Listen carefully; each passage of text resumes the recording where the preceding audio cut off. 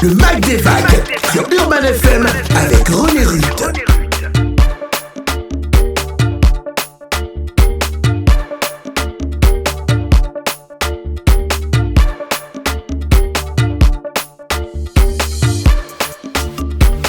Le Mag des Vagues avec René Ruth. Sur Urban FM 104.5, la station urbaine dans votre émission Le Mag des Vagues avec René Ruth. Nous poursuivons la session interview avec notre deuxième invité du jour qui est Monsieur Omer Tougou, conseiller technique de l'ANPN. Avec lui, on va s'entretenir sur l'ANPN, entendez par là, l'Agence nationale des parcs nationaux. Bonjour Monsieur Omer Tougou. Bonjour et bonjour à tous les auditeurs. Comment allez-vous? Très bien, merci. Vous êtes chez vous à Urban FM. Merci beaucoup. Vous êtes conseiller technique de l'ANPN. En quoi consiste votre travail? Le secrétaire exécutif de l'ANPN, entendez le directeur général, donc, comme dans d'autres structures, a autour de lui donc des personnes qui réfléchissent de façon stratégique à l'avenir de la structure, à l'avenir de la conservation, pour notre secteur par exemple. Et donc mon travail consiste, lui, à accompagner donc tous les projets que l'ANPN essaie de mettre en œuvre pour accomplir les missions qui sont les nôtres. C'est ça un conseiller, quoi. Ce n'est qu'un conseiller, voilà. Ah, mais un conseiller vraiment qui travaille beaucoup. On essaye. Pourquoi un pays comme le Gabon a besoin d'une agence de parcs nationaux? On pourrait croire que les choses se font naturellement. Oui, mais nous avons besoin, comme dans les autres pays, parce que nous avons un patrimoine forestier important quand même, qui couvre, comme on le dit, plus de 3/4 de l'ensemble du territoire national. Nous avons besoin d'une structure qui s'occupe de la conservation des ressources. Et donc, les hautes autorités du pays ont estimé qu'une agence nationale, donc une structure avec une autonomie administrative et financière, était beaucoup plus efficace qu'un département ministériel dont il assure le complément, je veux dire, pour donc aller au front des problèmes de conservation, en prendre la mesure et trouver des alternatives qui permettent d'abord de conserver nos ressources, d'aider l'État à conserver nos ressources et puis de planifier donc leur gestion, leur utilisation durable. Et quelle est l'importance des parcs nationaux? Alors, depuis 1992, donc depuis le sommet de Rio sur la Terre, on s'est rendu compte que le meilleur moyen de conserver, l'homme n'a pas trouvé un autre moyen de conserver qu'en créant des réserves, c'est-à-dire des zones qui sont protégées de l'avidité humaine. Un parc national est une réserve.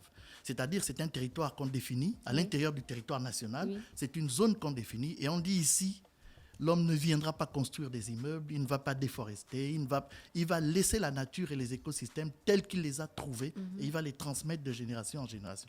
C'est important parce que cette nature, ce n'est pas nous qui l'avons fabriquée, on l'a trouvée là. Et ce serait vraiment dommage de créer des déserts là où on a trouvé des forêts. Donc, nous voulons transmettre aux générations futures ce que nos parents, eux, nous ont transmis aussi. C'est pour ça que cette structure est importante, ce type de structure, c'est-à-dire une structure qui est dédiée essentiellement à la conservation du patrimoine naturel. D'accord. Monsieur Omer, quelles sont les différentes missions de l'ANPN?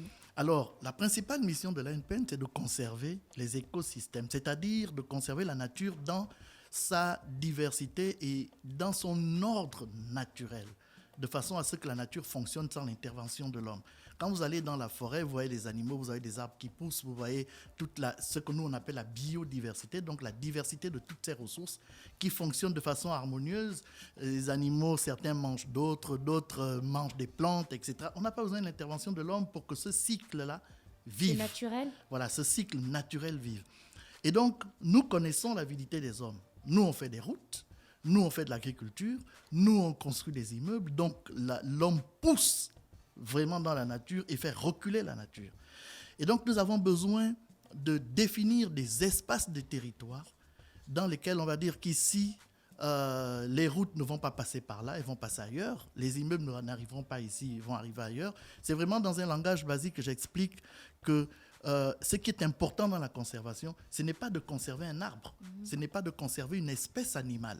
Ce qui est important, c'est de conserver les écosystèmes dans leur fonctionnalité, que les animaux se retrouvent chez eux et que même nos cultures qui dépendent de ces forêts-là, ces cultures puissent toujours trouver des matériaux dans la forêt qui leur permettent de pratiquer donc les rites culturels. Donc vous avez des missions de protection et de valorisation. Nous avons des missions de protection de la nature, c'est ce qui est notre mission principale. protection des aires protégées, et puis, bien entendu, de les valoriser. C'est-à-dire de faire en sorte que, bon, oui, ça rapporte quand même un peu à l'économie nationale, parce que ce sont des trésors naturels que tout le monde ne connaît pas, et venir les voir, ça doit avoir un prix. Ce prix doit aider la conservation, il doit aider également le pays à, si on veut mieux se développer de façon beaucoup plus durable. Et quelles sont les stratégies mises en place par l'ANPN afin de préserver les aires protégées? Alors, nous avons des programmes de conservation. Nous élaborons des programmes de conservation parce qu'avant de valoriser une aire protégée, je pense que vous allez souvent à l'Arboretum Raponda Walker faire du sport. Oui. L'Arboretum Raponda Walker est géré par l'ANPN. Avant qu'on accepte de laisser entrer des gens là-dedans pour que vous vous abandonniez des canettes de soda ou bien des papiers de biscuits, des choses comme ça, oui.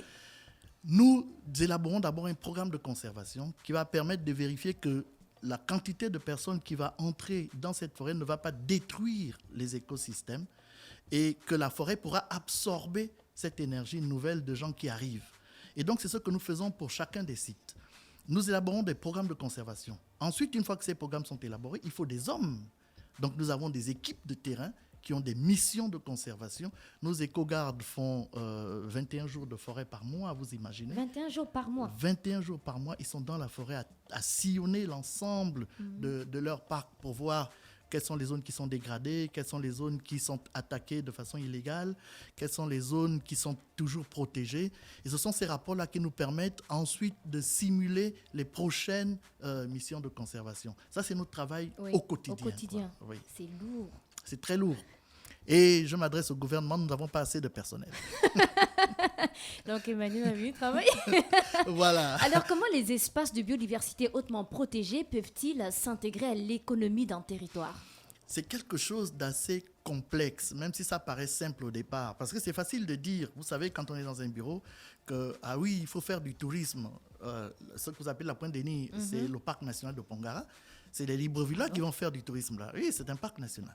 Ce sont les Librevillois qui font du tourisme. Ils s'en vont tous les week-ends avec des navettes, ils reviennent, etc. Nous avons la Lopé, nous avons Luango, nous avons les Monts de Cristal, nous avons l'Arboretum Raponda Walker qui commence à rapporter. Nous avons le parc d'Akanda qui est tout au nord de Libreville. Donc nous avons des sites qui sont différents les uns des autres et qui n'ont pas la même vocation. Tous les sites ne vont pas accueillir des touristes. Il y a des sites qui sont tellement sensibles qu'il est difficile pour nous d'envisager demain matin qu'on puisse y envoyer des touristes là-bas. Ils vont détruire des espèces floristiques qui sont parfois très, très, très sensibles. Et donc, c'est la recherche qui va se faire là-bas. D'autres sites sont ouverts au tourisme, comme la Lopé, on parle de Pongara tout à l'heure, on parlait de l'Arboretum Raponda Walker, Luango, Ivindo, et d'ailleurs, Luango qui est devenu un site du patrimoine mondial aussi. Oui.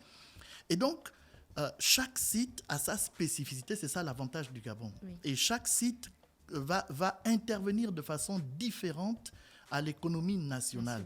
C'est un travail de très longue haleine, laissez-moi vous le dire, parce qu'on a des parcs nationaux que depuis 2002, depuis août 2002. En juillet 2002, il n'y en avait aucun. Donc nous sommes partis de 0 à 100% immédiatement. Et là, avant d'ouvrir totalement l'intégralité des sites, ou bien site par site, il faut vérifier que les programmes de conservation sont opérationnels. C'est pour ça que le travail que nous avons d'abord fait, c'est de vérifier que nos programmes de conservation étaient efficients et permettaient à la nature de se régénérer dans son intégralité avant qu'on ouvre progressivement les sites à l'avidité touristique. D'accord, donc chaque parc a sa richesse. Chaque parc a sa richesse, chaque parc a sa spécificité, chaque parc a ses écosystèmes qui sont attrayants.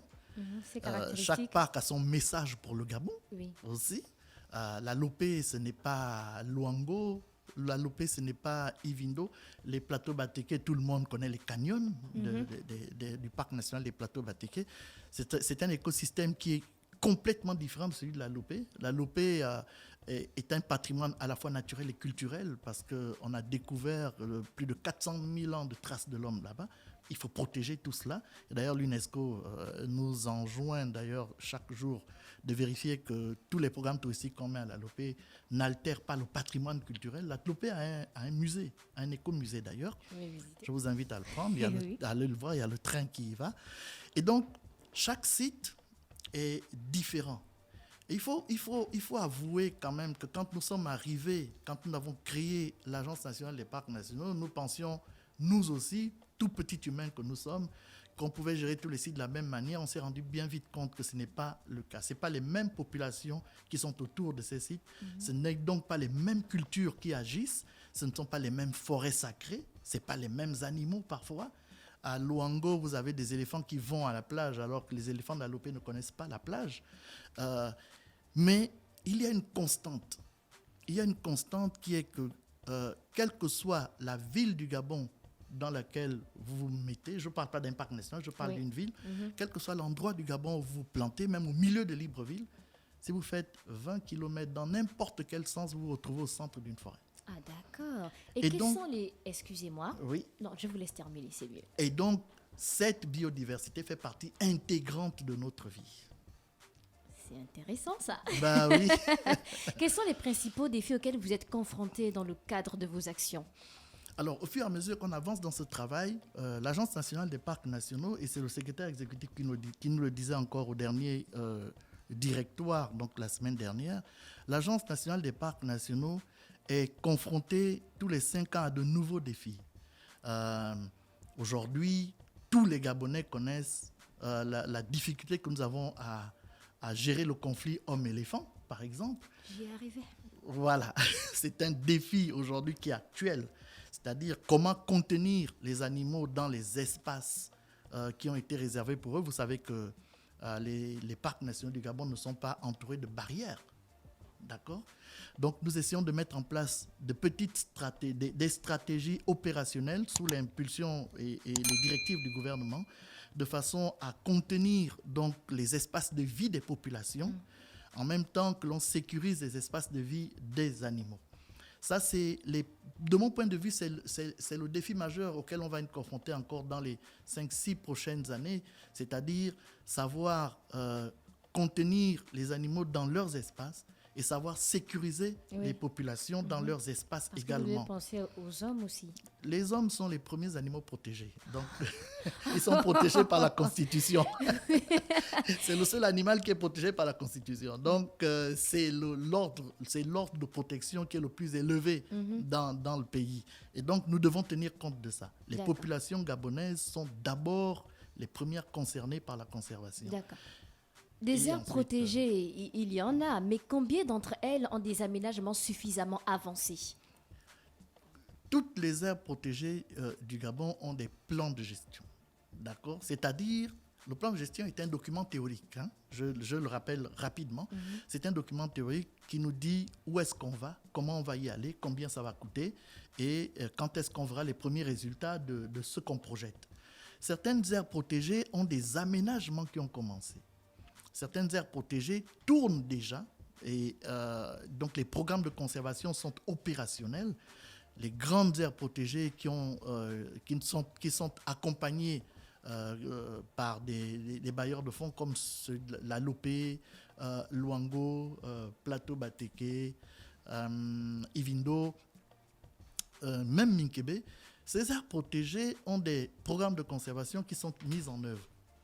Nous avons donc des équipes qui sont sur le terrain tous les jours. D'autres aires protégées qui leur sont satellites, les petites comme Ouaka, un peu Birougou, où il y a des problématiques beaucoup plus différentes. Ces aires protégées ont également des programmes de conservation que l'on met en œuvre, j'ai envie de dire progressivement, parce que nous n'avons pas toujours les fonds qu'il faut pour cela. C'est un travail difficile. Ce sont des hommes et des femmes qui sont sur le terrain en permanence et cela nécessite beaucoup de moyens.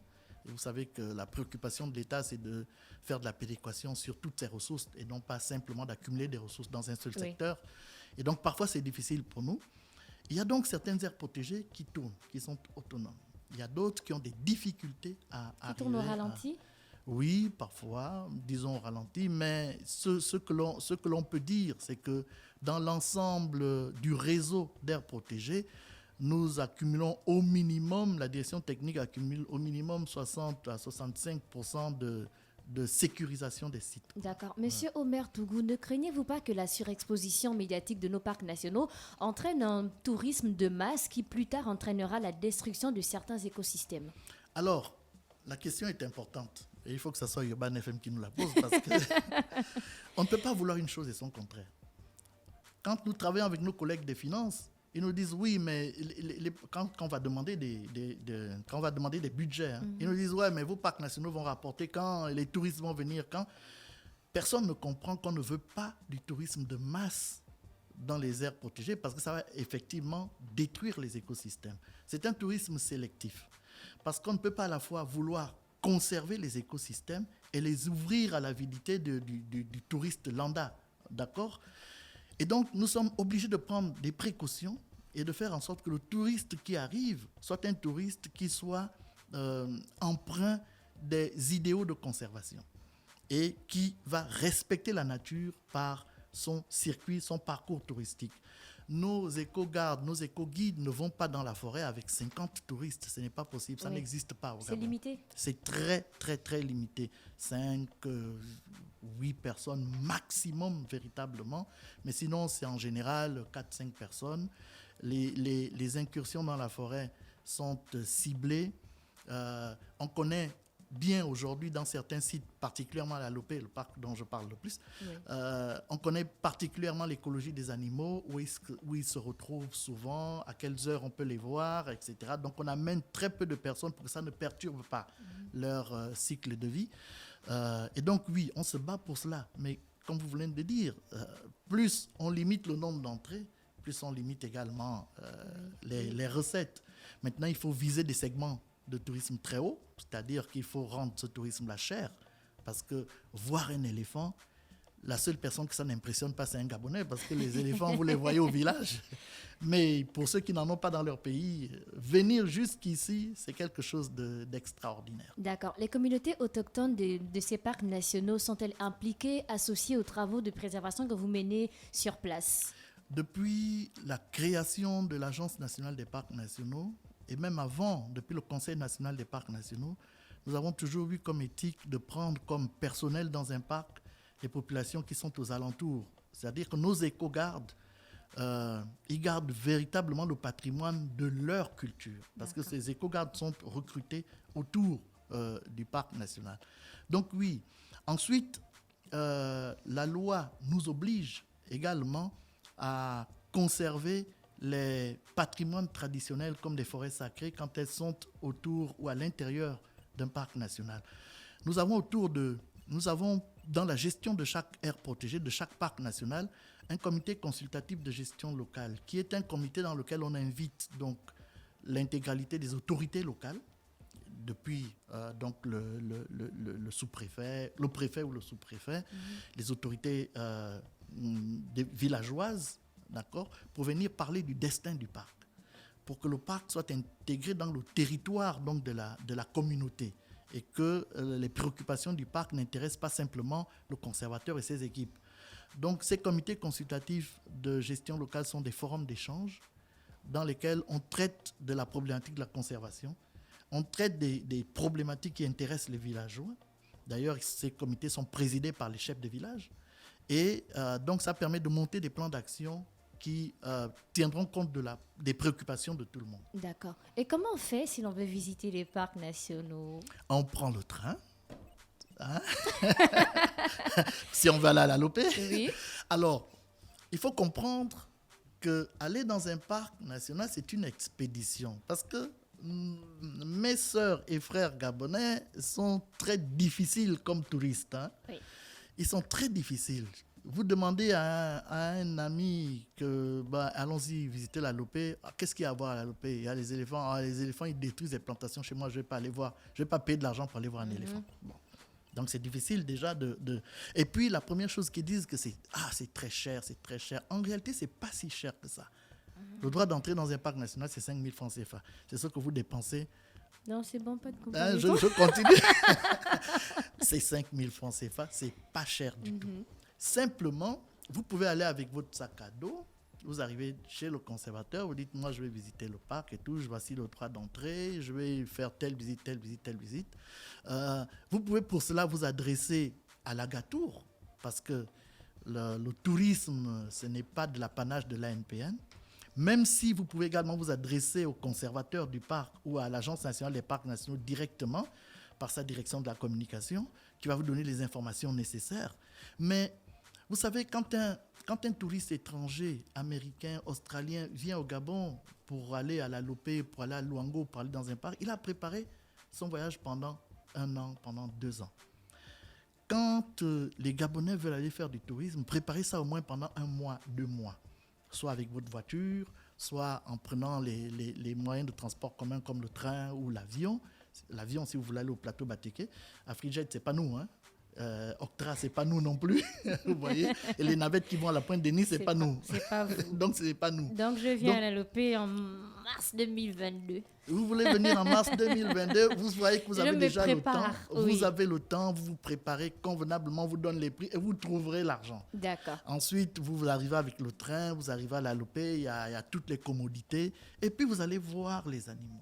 Okay. Vous allez escalader le mont Brazza. Vous allez voir des sites culturels. Vous allez peut-être même descendre le Goué par les portes de l'Okanda.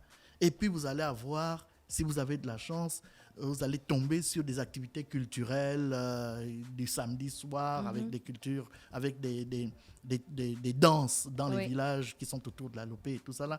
Et puis, comme on a une barrière électrique à la Lopé qui protège les populations, qui protège les plantations des populations de l'avidité des éléphants, peut-être que vous allez revenir avec de la banane, de l'oseille, des tubercules de manioc, etc. D'accord, merci beaucoup. On a fait le tour des questions. Vous avez autre chose à ajouter?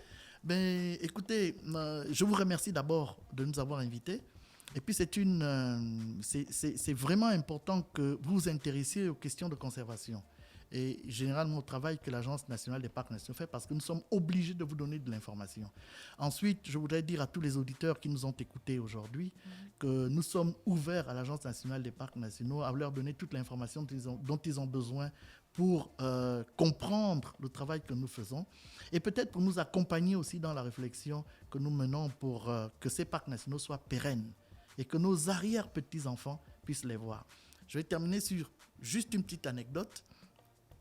Vous savez, votre nom, c'est... Votre prénom? Non, le grand ne me fait pas ça. Omera René Ruth. Alors, non, mais on est à la radio.